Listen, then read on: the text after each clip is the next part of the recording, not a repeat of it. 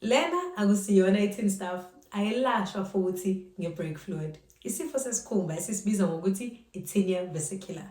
Asisichaze. Sanibonani, uDr. Lethu Benama, kuphathele zonke eziphathelene nezempilo, umzimba kanye nezifo ezisiphathayo. Lento ibanga igciwane, sike sakhuluma ngama-bacteria, ama-virus, manje sokhuluma ngama-fungi. I-fungi ligciwane leli. Nginalo mina emzimbeni, nawe unalo njengamanje. Elinye lamagciwane ajwayelekile siwathola esikhumbeni.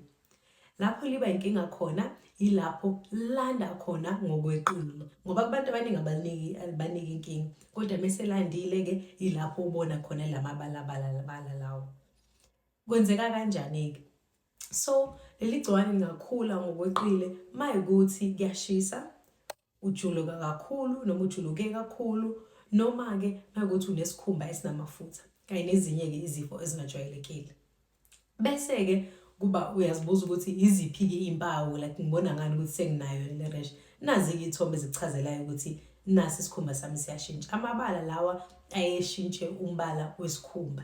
Ibizwa kuthiwa i-tinea vesicular ngoba vesicular, yalibona igama lakhona, ikhuluma ngokukhala, lishintsha indlela isikhumba sakho esibukeka ngaso.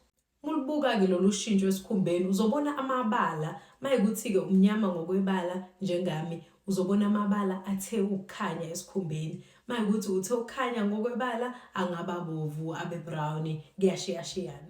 Ijwayele ukuba khona-ke la esifubeni, iseqolo kanye nasengalweni. Okuhleke ngayo ukuthi ayithelelani. Munayo unayo nje emzimbeni wakho, awukwazi ukuyidlulisa komunye umuntu. Muya kwadokotela, udokotela wakho uzokwazi ukuthi abone nje isikhumba sakho, asihlole, abone ukuthi isona ngempela. Mayikuthi kudingeka amanye ama-test, lawo-ke angenziwa.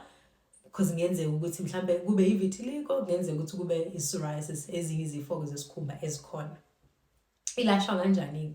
So, kumele wazi ukuthi lento isikhathi esiningi mayikuthi kuyaba nayo iyabuya. Ukhumbuka ukuthi sithe igciwane leli lihlala emzimbeni esinalo sonke. So mayikuthi kulawo ama-conditions lawo bengiwachaza ekutheni kuyashisa, isikhumba esinamafutha noma ujuluka kakhulu, then lokhu kube engcupheni ukuthi ibuye mayikuthi kuyakuphatha before, noma ukuthi ube nayo mayikuthi awukazi ube nayo. So yinto-ke ihamba ibuye ebantwini abaningi.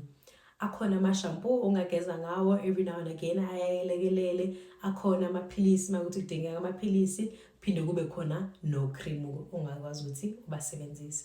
Alright, iyona-ke le i-tinea vesicular, ngethemba ukuthi yachazeleka. Ungakhohlwa ukuthi usubscribe, ulike le video, bese uyangibhalela i-comment la ngenzansi ukuthi into entsha yini le uyifundile noma wena ike yakuphatha yini. Okay, ngizokubona kwelandelayo, Dr. Lethu Benama.